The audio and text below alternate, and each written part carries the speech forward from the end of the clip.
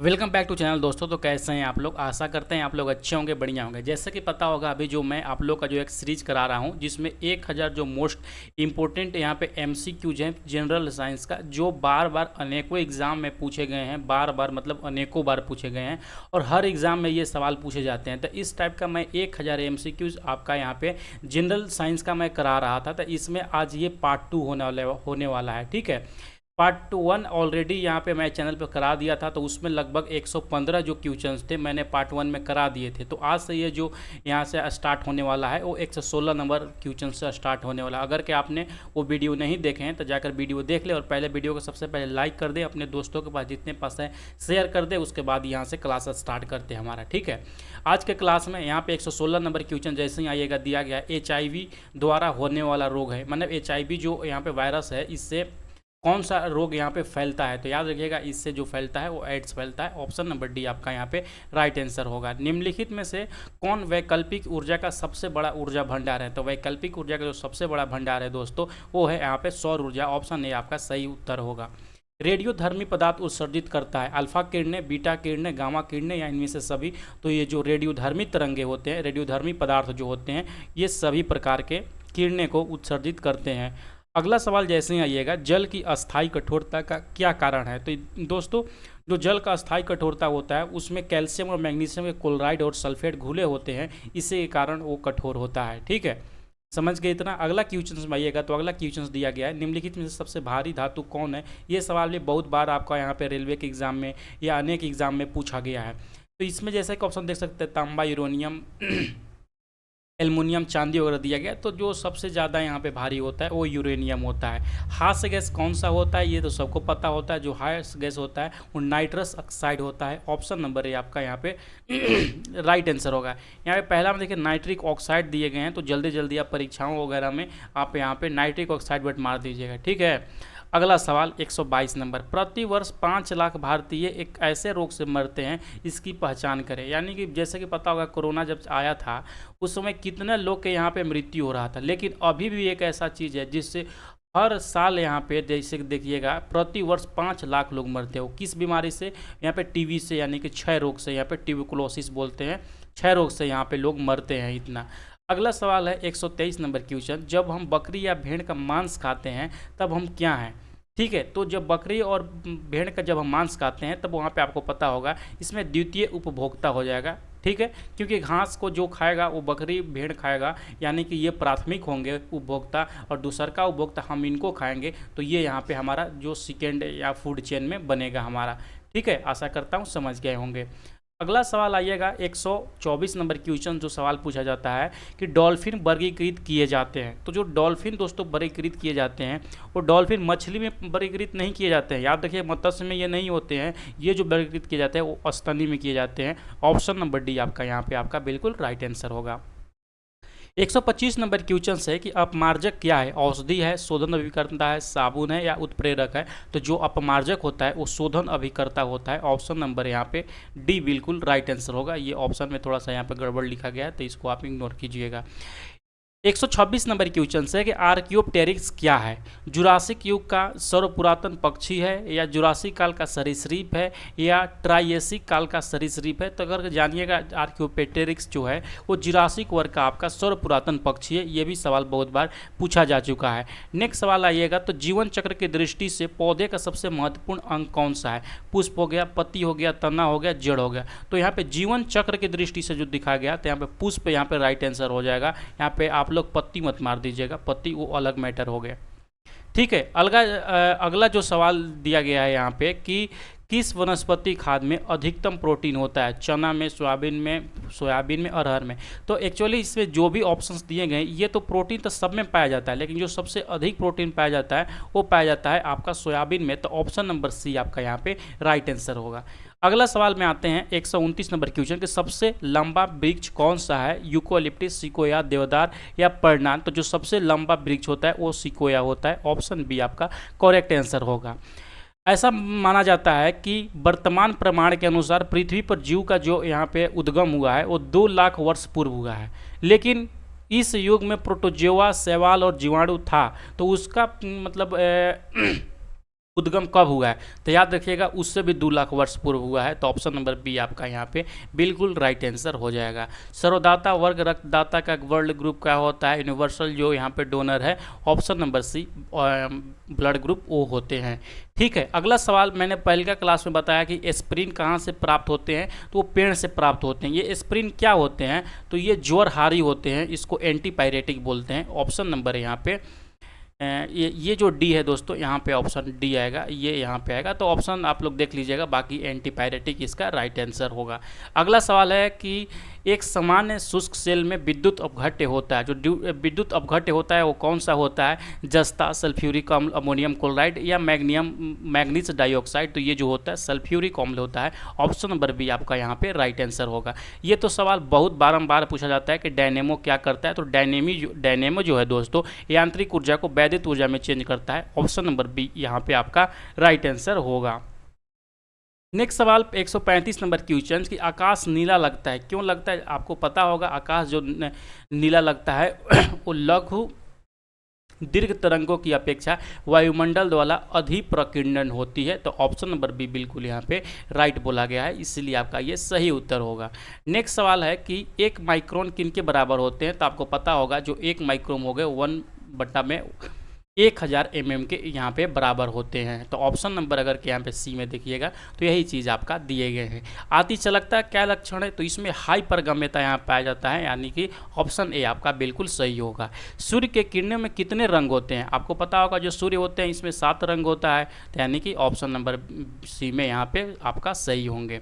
139 question जो पूछा जाता है बार बार कि वर्षा के बूंदे को गोलाकार आकृति का क्या कारण है, तो जो दोस्तों ये वर्षा का बूंद होता है जो गोला होता है वो पृष्ठ तनाव के कारण होता है, यानी कि ऑप्शन नंबर बी आपका यहाँ पे याद रखिएगा।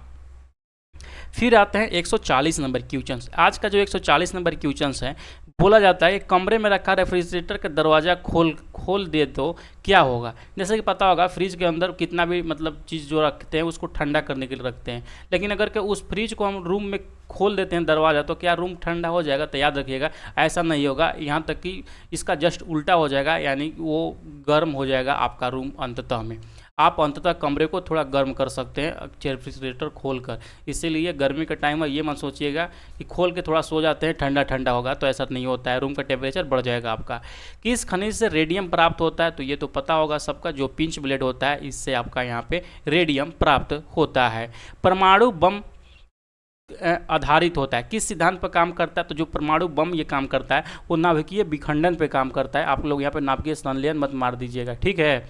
अगला सवाल प्लास्टर ऑफ पेरिस का क्या सूत्र होता है, ये कल भी शायद क्वेश्चन आया हुआ था। तो जो प्लास्टर ऑफ पेरिस होता है CaSO4 2 H2O होता है।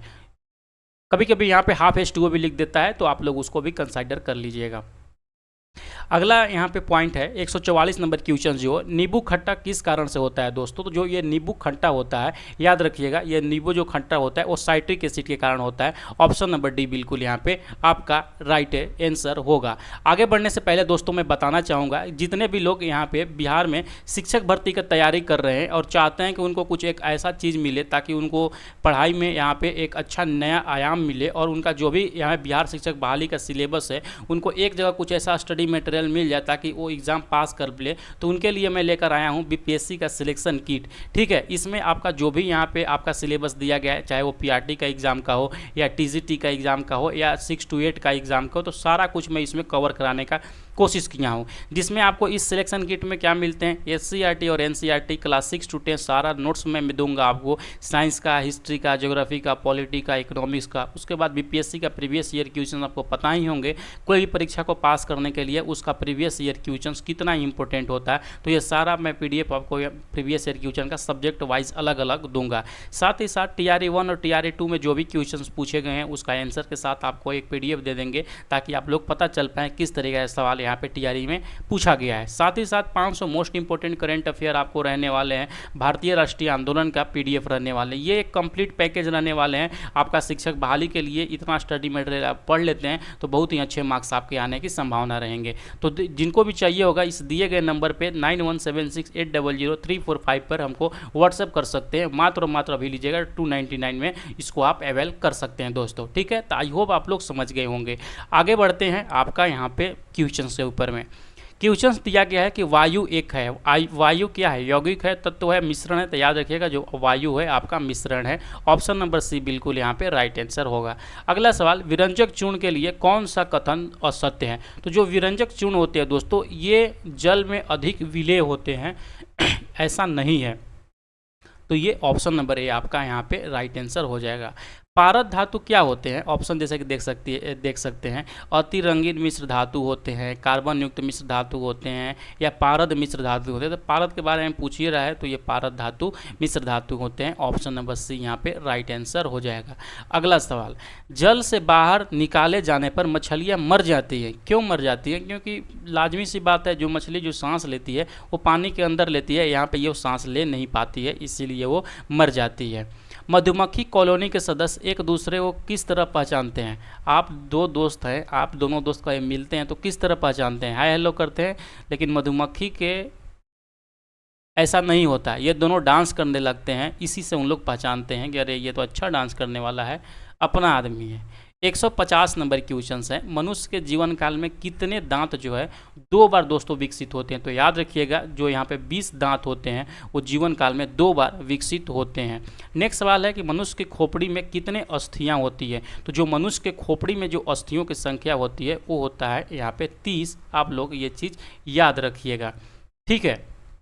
नेक्स्ट सवाल की तरफ बढ़ते हैं। नेक्स्ट सवाल यहाँ पे 152 नंबर क्वेश्चन है कि आधुनिक मनुष्य का हाल का पूर्वज है, यानी कि मनुष्य जो अभी है वो किसका पूर्वज है? ऐसा तो होमो सेपियंस का पूर्वज है, लेकिन अगर यहाँ पे देखिएगा क्रोमैग्नान मनुष्य का यहाँ पे पूर्वज है, ये आप लोग सही कीजिएगा। अगला है कि माँ पौधे की भांति पौधा मिलता है, यानी कि जो ओरिजिनल पौधे हैं दोस्तों, हू बहू उसी की तरह अगर के पौधा हमको करना है तो उसको क्या करेंगे? उसको तना काट कर कहीं लगा देंगे तो उसी तरीके का पौधा यहाँ पे मिलेगा। ऑप्शन नंबर बी बिल्कुल यहाँ पे आपका राइट आंसर होगा। नेक्स्ट सवाल 154 नंबर क्वेश्चन है कि 80% से अधिक सेल में पाया जाने वाला पदार्थ है, यानी कि जो 80% से ज़्यादा जो सेल में चीज़ होते हैं वो होता है पानी, यानी कि जल। अगला सवाल है कि इंसुलिन किससे प्राप्त होता है? अदरक के प्रकंद से, डहेलिया के जड़ों से, बालसम पुष्प से, आलू के कंद से। तो याद रखिएगा ये जो प्राप्त होता है वो डहेलिया के जड़ों से प्राप्त होता है। ऑप्शन नंबर बी आपका बिल्कुल राइट आंसर होगा। यहाँ से हम लोग आते हैं नेक्स्ट क्वेश्चन नंबर 156 में। यहाँ तक वीडियो देखते आ गए हैं तो पहले जल्दी से अगर वीडियो को लाइक नहीं किए है ना तो वीडियो को लाइक कर दें, अपने दोस्तों के पास जो भी यहाँ पे आपके पास दोस्त हैं उसके पास इसको शेयर करें, और कमेंट सेक्शन में जो भी आपको इस वीडियो के बारे में यहाँ पे ओपिनियन होगा उसको जरूर बताइएगा कि और किस तरीक़ा से यहाँ पे क्वेश्चंस को ऐड किया जाए। आई होप कि आपको ये वीडियो अच्छा लगा होगा। देखिए ये सारा क्वेश्चंस है ना कि बहुत बार रिपीटेशन हुआ है, इसीलिए ये ज़रूरी है। अगर कि आप परीक्षा में ये सब सवाल गलत करते हैं तो वहाँ पे थोड़ा सा आपका सिलेक्शन का चांस कम हो जाते हैं, इसीलिए ये सब सवाल जो है जवान पे होने चाहिए, ठीक है। आई होप समझ गए होंगे। हरिगोविंद खुराना का जहाँ भी नाम आप सुनते होंगे तो उनका बस डायरेक्ट यही याद आता होगा कि इन्होंने जिन का संश्लेषण किया है। तो ऑप्शन नंबर बी बिल्कुल यहाँ पे राइट आंसर होगा। 157 नंबर क्वेश्चन है मित्र कि संसार का सबसे बड़ा पुष्प कौन सा है? कमल, रिफ्लेशिया, बहुत बड़ा कैक्टस तो नहीं, या रिफ्लेशिया विश्व का सबसे बड़ा पुष्प होता है। अगला, तना काट आमतौर से किसके प्रवर्धन के लिए प्रयोग किया जाता है? जो खेती करने वाले लोग होते हैं वो जानते होंगे जो गन्ना का पौधा उगाया जाता है उसको छोटे छोटे टुकड़ों में काट कर ज़मीन में यहाँ पे गाड़ दिया जाता है और धीरे धीरे वो ऐसे होते रहता है। तो यानी कि तना का काट का प्रवर्धन यहाँ पे गन्ना का से होता है। मटर का पौधा है, क्या है? पुष्प है, शाक है, इनमें से कोई नहीं, या झाड़ी है? तो याद रखिएगा ये जो है एक शाक है। ऑप्शन नंबर ए आपका बिल्कुल यहाँ पे राइट आंसर होता है। 160 नंबर क्वेश्चन कि विकास का मुख्य कारक है उत्परिवर्तन। तो हाँ यही बिल्कुल सही है। तो ऑप्शन नंबर ए यहाँ पे बिल्कुल राइट आंसर होगा, ठीक है। आशा करता हूँ आप लोग समझ गए होंगे। अगला सवाल की तरफ बढ़ते हैं। 161 नंबर क्वेश्चन है कि मनुष्य के शरीर में पैर की हड्डी कैसी होती है? तो जो मनुष्य के शरीर में पैर की हड्डी होती है दोस्तों वो होती है खोखली हड्डी। ऑप्शन नंबर ए बिल्कुल यहाँ पे आपका राइट आंसर होगा। अगला सवाल है कि भौतिक परिवर्तन का क्या उदाहरण है? आपको याद होना चाहिए जो रासायनिक परिवर्तन होते हैं, जो रासायनिक परिवर्तन होते हैं दोस्तों, उसमें कन्वर्जन नहीं होता है। यानी कि अगर के एक साइड में जाएंगे तो वो दूसरे साइड में यहाँ पे वो नहीं आ पाएंगे। लेकिन अगर के जो भौतिक परिवर्तन होता है वो इस साइड भी जाएगा और उसको रिटर्न अपने अवस्था में भी आ जाएगा। तो यहाँ से खोजिए, इसमें आप लोग खोजिएगा तो यहाँ पे देखिएगा पानी में चीनी का घुलना। तो यहाँ से इसको हम दोनों कर सकते हैं, पानी में पहले चीनी घोल भी सकते हैं और लास्ट में चीनी को फिर बाहर भी निकाल सकते हैं। तो ऑप्शन नंबर डी बिल्कुल यहाँ पे आपका राइट आंसर होगा। अगला सवाल है, तब कोई प्रतिक्रिया नहीं होती जब भाप गुजरती है किसके ऊपर से? यानी कि भाप का कुचालक कौन होता है? तो वो होता है एल्युमिनियम। ऑप्शन ए आपका करेक्ट आंसर हो जाएगा।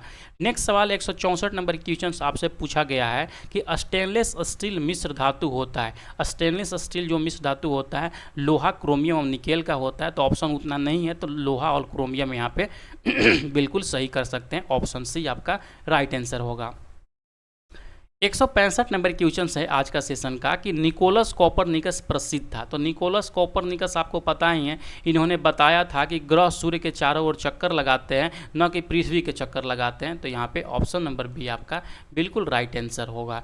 नेक्स्ट सवाल आता है 166 नंबर क्वेश्चन कि शीघ्रोत्पादी रिएक्टर है बिजली पैदा करने वाला एक नाभिकीय रिएक्टर जो बिजली उत्पन्न करता है। किसके लिए उत्पन्न करता है? कि इसके द्वारा इस्तेमाल किए गई फिनाइल सामग्रियों को जलाने एवं उन्हें पुनः प्रयोग करने के द्वारा ये उत्पन्न करता है। ऑप्शन सी आपका राइट आंसर होगा। अगला सवाल बहुत बार सवाल पूछा जा चुका है यहाँ पे कि परमाणु ऊर्जा में भारतीय कार्यक्रम के जनक कौन है? तो याद रखिएगा, जो भारतीय परमाणु ऊर्जा के जनक माने जाते हैं वो एच.जे. भाभा को माना जाता है। अगला सवाल आता है 167 नंबर क्वेश्चन। 167 नंबर क्वेश्चन है कि भारतीय विज्ञान पर अनुसंधान और विकास का श्रेय जाता है किसके ऊपर जाता है? तो ये जो अंतरिक्ष का जनक माना जाता है वो वी साराभाई को माना जाता है। ऑप्शन बी आपका यहाँ पे राइट कीजिएगा। नेक्स्ट सवाल है कि वैज्ञानिक अल्बर्ट आइंस्टीन प्रसिद्ध है, ये किस लिए प्रसिद्ध है? तो याद रखिएगा, ये प्रकाश विद्युत प्रभाव के लिए यहाँ पे प्रसिद्ध है और इसी के लिए इनको यहाँ पे नोबेल पुरस्कार भी मिला था। सापेक्षता सिद्ध बहुत बार यहाँ पे सवाल पूछा जाता है कि अल्बर्ट आइंस्टीन को किस लिए नोबेल पुरस्कार मिला था। ठीक है, तो वहाँ पे ऑप्शन में दोनों रहता है, प्रकाश विद्युत प्रभाव के लिए और E=mc² आपको यहाँ पे सापेक्षता सिद्धांत के लिए। तो याद रखिएगा वो मिला था प्रकाश विद्युत प्रभाव के लिए, सापेक्षता सिद्धांत के लिए नहीं मिला था। अगला पॉइंट यहाँ पे आते हैं। अगला है 169 नंबर क्वेश्चन कि पाश्चुराइजेशन एक प्रक्रिया है जिसमें क्या होता है, आपको यहाँ पे दूध को एक लिमिट तक गर्म किया जाता है दोस्तों और उसको तुरंत एकदम ठंडा किया जाता है, यानी कि अचानक ठंडा किया जाता है। तो यही पाश्चुराइजेशन है। ऑप्शन नंबर सी बिल्कुल यहाँ पे आपका राइट आंसर होगा। नेक्स्ट सवाल है एम्फीबिया बताता है। एम्फीबिया क्या होते हैं? एम्फीबिया होता ही है जो जल में भी रह लें और स्थल में भी रह लें। अभी जो मानव जाति है, इतना गर्मी लग रहा है, अभी एम्फीबियंस बने हैं लोग। तुरंत मन जाके शावर ले लो, उसके बाद आके बैठ जाओ इधर, बस जस्ट किडिंग। इसीलिए यहाँ पे आपका राइट आंसर होगा ऑप्शन नंबर डी। नेक्स्ट सवाल है दोस्तों, यहाँ पे जैसे कि देख सकते हैं कि मलेरिया के संबंध में कौन सा कथन सत्य है? यह परोपजीवी कीट द्वारा पैदा की जाने वाली बीमारी है। तो बिल्कुल नहीं, ये जो बीमारी है वो मच्छर के द्वारा फैलने वाला बीमारी है। तो यहाँ पे ऑप्शन नंबर ए तो बिल्कुल ख़त्म है, यानी कि गलत दिया गया है, तो वो राइट आंसर होगा। अगला सवाल है कि 20 नवंबर 1997 को छोड़े गए अमेरिकी स्पेस शटल का नाम क्या था? तो 20 नवंबर 1997 को जो छोड़ा गया था उसका नाम था कोलंबिया। ऑप्शन ए आपका यहाँ पे करेक्ट आंसर होता है। नेक्स्ट सवाल है गामा किरण के बारे में। गामा किरणें है क्या है? तो गामा किरण जो है दोस्तों उच्च ऊर्जा वाले विद्युत चुंबकीय तरंगे हैं। तो ऑप्शन नंबर ए बिल्कुल आपका यहाँ पे राइट आंसर है। ठीक है, अगला सवाल 174 नंबर क्वेश्चन है कि नाभिकीय ऊर्जा परिवर्तन है यूरेनियम का कणों से। यहाँ पे अल्फा कण होगा। यूरेनियम का अल्फा कणों से पिंड का ऊर्जों में न्यूट्रॉन का प्रोटॉन को न्यूट्रॉन में या प्रोटॉन को इलेक्ट्रॉन। तो याद रखिएगा यूरेनियम का अल्फा कण में। तो ऑप्शन नंबर ए आपका यहाँ पे बिल्कुल राइट आंसर होगा। नेक्स्ट सवाल जो है 175 नंबर क्वेश्चन कि जिन धातुओं को पीट कर पत्थर का रूप दिया जा सकता है वो कहलाती है लचीला, तन्य, सुनम्य, भुरभुरी। तो याद रखिएगा दोस्तों, जिसको हम पीट कर पत्थर बनाते हैं उसको अघात वर्धनीयता बोलते हैं। अघात वर्धनीयता, उसको हम अघात वर्धनीय या अघात वर्धनीयता बोलते हैं। बाकी जिसको हम तार के रूप में खींच सकते हैं उसको तन्यता बोलते हैं। ये दोनों चीज़ याद रखिएगा। तो इसका जो आंसर होगा वो अघात वर्धनीयता होगा। अगला सवाल आता है 176 नंबर क्वेश्चन कि निम्नांकित में से किसका और अधिक विभाजन नहीं किया जा सकता है। जो सबसे छोटे होते हैं वो अणु होते हैं, उसको विभाजन नहीं किया जा सकता। निम्नलिखित में से कौन सूर्य की परिक्रमा में सबसे कम समय लेता है। ऑप्शन के अनुसार देखते हैं, वरुण, पृथ्वी, बृहस्पति और शनि। जो सबसे निकट है यहाँ पे ऑप्शन से और बृहस्पति, ये हमारा पृथ्वी है, इसीलिए पृथ्वी यहाँ पे सबसे कम समय लेगी। अगला सवाल आता है उत्प्रेरक का काम क्या होता है। आपको पता होगा किसी भी रासायनिक प्रक्रिया में जो उत्प्रेरक होता है या तो उस प्रक्रिया को तेज कर सकता है या तो उस प्रक्रिया को यहाँ पे धीमा कर सकता है। तो हम देखेंगे ऑप्शन में कहाँ पे दिया गया। ऑप्शन नंबर सी यहाँ पे देखिए कि रासायनिक प्रक्रिया के दर को घटा या बढ़ा सकता है। तो ऑप्शन नंबर सी आपका यहाँ पे राइट आंसर हो जाएगा। 179 नंबर क्वेश्चन में जैसे ही आइएगा आपका, ये सवाल बहुत बार सवाल पूछा जाता है, इतने बार कि हम कह नहीं सकते कि पीत का उत्सर्जन होता है कहाँ से उत्सर्जन होता है, अग्न्याशय से, यकृत से, तिल्ली से, उदर से। तो जो पीत का उत्सर्जन होता है यहाँ पे यकृत से होता है। कहाँ जाकर जमा होता है, वो पित्ताशय में जमा होता है। ये दोनों आप लोग यहाँ पे ये चीज़ याद रखिएगा। अगला सवाल यहाँ पे है दिया गया कि प्रकाश रासायनिक प्रक्रिया है, प्रकाश द्वारा उत्प्रेरित होती है, प्रकाश द्वारा प्रारंभ होती है, प्रकाश के उत्सर्जन सहित होती नहीं। यहाँ पे जो प्रकाश के द्वारा ये उत्पन्न होता है। तो ऑप्शन नंबर बी बिल्कुल यहाँ पे राइट आंसर होगा। नेक्स्ट सवाल है कॉपर सल्फेट का घोल जल में कैसा होता है। जल में नीले लिटमस को लाल बना देता है। लाल लिटमस नहीं दोस्तों, यहाँ पे नीले लिटमस पत्र को ये लाल बना देता है। ऑप्शन नंबर ए बिल्कुल यहाँ पे आपका राइट आंसर होगा।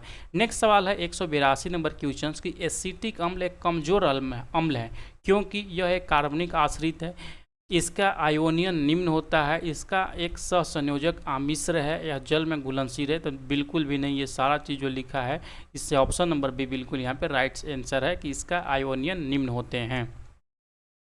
183 नंबर क्वेश्चन में जैसे यहाँ आइएगा दिया गया है एक द्विधारीय अम्ल का अणुभार त्रिधारीय अम्ल का अणुभार 176 है। तो इसका समतुल भाग क्या होगा।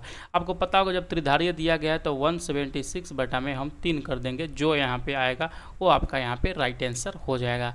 तांबे के मिश्र धातु है डुरालुमिन, पीतल, मैग्नीशियम, इस्पात। तो पीतल जानते हैं तांबा और जिंक से मिलकर बनता है। ऑप्शन बी आपका यहाँ पे करेक्ट आंसर होगा। चित्र खींचने में जिस धातु के हैलाइड का प्रयोग होता है वह कौन सा धातु है। तो वो जो हैलाइड के रूप में होता है वो चांदी है। ऑप्शन नंबर सी बिल्कुल यहाँ पे राइट आंसर आपका होगा। नेक्स्ट सवाल है 186 नंबर क्वेश्चन कि हृदय रोगियों को अधिक मात्रा में नहीं लेना चाहिए। हृदय रोगी मतलब थोड़ा सा मोटापा आपका बढ़ गया है, यानी कि मोटापा थोड़ा सा कम करना होगा। तो यहाँ पे जैसे कि देख सकते हैं कार्बोहाइड्रेट, प्रोटीन, गंधक, वसा, यानी कि यहाँ पे कोलेस्ट्रॉल लेवल को सही करना होगा। वसा को थोड़ा सा कम लीजिए आप, फैटी एसिड को कम बढ़ने दीजिए। अगला आता है यहाँ पे जर्मन सिल्वर में सम्मिश्र होते हैं copper, zinc, copper, ferrous, zinc, copper, zinc, nickel. Copper यहाँ पे देख सकते हैं टीन और लोहा। तो जो यहाँ पे ये होते हैं जर्मन सिल्वर, वो CuZn और निकेल साथ में यहाँ पे कहीं कहीं यहाँ पे भी रहता है, टीन भी रहता है, नहीं है तो कोई दिक्कत नहीं है, फिर भी ये सही है। ऑप्शन नंबर सी आपका। अगला सवाल है कि सीसा संचायकों में प्रयुक्त अम्ल कौन सा है। तो वो होता है H2SO4। ऑप्शन देख लीजिए कहाँ पे है, कोई भी नहीं है, लग रहा है यहीं पे है, तो इसको सही कर लीजिएगा। ऑप्शन नंबर सी आपका राइट आंसर होगा। 189 क्वेश्चन से दोस्तों आज का निम्नांकित में से किस में कोबाल्ट होता है। बोलते बोलते अकेले ना मतलब मुंह दर्द करने लगता है, लेकिन क्या करें, आप लोग का एग्ज़ाम है, हमको पढ़ाना है तो पढ़ाना तो पड़ेगा ना। मुंह दुखाए, थोड़ा सा प्रॉब्लम तो होता है, लेकिन इससे अगर के आपको फ़ायदा मिल रहा है तो उसी में खुशी है, उसी में भलाई है मेरा, ठीक है। कोबाल्ट जो होता है आपको पता होगा ये विटामिन B12 में होता है। अगला आता है कि पृथ्वी के भूपटल में सर्वाधिक है ऑक्सीजन, एल्युमिनियम, लोहा और सिलिकॉन। तो जो भूपटल में सर्वाधिक है वो ऑक्सीजन। ऑप्शन नंबर ए बिल्कुल यहाँ पे राइट आंसर होगा। अगला जो सवाल है कि जीव विज्ञान का पिता कहलाते हैं कौन। हाइमन, लैमार्क, अरस्तु, लिनियस। तो यहाँ पे अरस्तु को जीव विज्ञान का पिता बोला जाता है। अगला है कि सबसे विशाल जीवित स्तनपायी कौन सा है। हाथी, ऊंट, निम्नलिखित में से कोई नहीं। ये नीली बैल मत कर देना दोस्तों, इसको हवेल कर देना। नीला हवेल, ब्लू हवेल जो होता है यहाँ पे जो होता है वो सबसे विशाल है, याद रखिएगा ये चीज़। अगला है यहाँ पे कि बर्फ पर चलते समय किसी को सरकने से बचने हेतु छोटे कदम से चलना पड़ता है क्योंकि क्षुद्रतर कदम निश्चित करता है बृहद घर्षण निम्न। अब बताइए दोस्तों, और क्या आप बर्फ़ चल रहे हैं तो धीरे धीरे आप कम क्यों चलिएगा कि पैर मत छलक जाए वहाँ पे, यानी कि घर्षण वहाँ पे कम ना हो जाए, तो यहाँ निश्चित करता है निम्नतम घर्षण। ऑप्शन नंबर बी यहाँ पे राइट आंसर होगा। 194 नंबर क्वेश्चन है कि यदि पृथ्वी परिक्रमण करना बंद कर देती है तो उसकी सतह पर आभासी मान क्या होगा? सभी स्थानों पर बढ़ेगा, सभी स्थानों पर घटेगा, सभी स्थानों पर एक सा रहेगा। तो याद रखिएगा जो सभी स्थानों पर रहेगा वो एक सा रहेगा। ऑप्शन नंबर सी बिल्कुल यहाँ पे राइट आंसर होता है। अगला सवाल है 195 नंबर कि द्रव्यमान एक ब्लॉक चिकना ऊर्ध्वाधर वृत्ताकार मार्ग से होकर नीचे की ओर फिसलता है, गति के दौरान ब्लॉक रहेगा, ऊर्ध्वाधर संतुलन बिल्कुल नहीं, क्षैतिज नहीं, इनमें से कोई नहीं। ऑप्शन नंबर डी बिल्कुल यहाँ पे आपका राइट आंसर होगा। किसी पिंड के सभी कर्ण मूल बिंदु से r दूरी पर स्थित है, तो मूल बिंदु से पिंड के द्रव्यमान की केंद्र दूरी कितना होगा? तो ये जो हो जाएगा less than greater than r हो जाएगा, ये चीज़ याद रखिएगा। अगला आता है कि हाइड्रोजन अणु में कौन सा अबंध पाया जाता है? तो हाइड्रोजन अणु में सबको जानते होंगे सहसंयोजक अबंध पाया जाता है। प्लास्टर ऑफ पेरिस किससे बनता है? CuSO4 हाफ H2O, जैसे कि मैंने बताया यहाँ पे जिप्सम से बनता है, यानी कि CuA से कॉपर से जिप्सम से बनता है, जिप्सम याद रखिएगा। अगला आता है 199 नंबर क्वेश्चन कि गोबर गैस में मुख्यतः क्या होते हैं? Methane, ethylene, acetylene, carbon monoxide. जो गोबर में जो होते हैं वो होता है मीथेन। ऑप्शन ए CH4, ये चीज़ याद रखिएगा। अगला पॉइंट आता है कि हास गैस का रासायनिक सूत्र क्या होता है? तो हास गैस का जो आप देख सकते हैं ऑप्शन दिया गया है N2O, H2, carbon dioxide, oxygen, तो यहाँ पे ऑप्शन नंबर है H2O होता है। आज का सेशन यहीं पे रखते हैं, थोड़ा सा तबीयत भी सही नहीं लग रहा है। 200 क्वेश्चन आप लोगों का कंप्लीट होता है। नेक्स्ट सेशन में आगे का 100 क्वेश्चन हम लोग करेंगे। चलिए मिलते हैं नेक्स्ट वीडियो के साथ में, तब तक के लिए बाय बाय।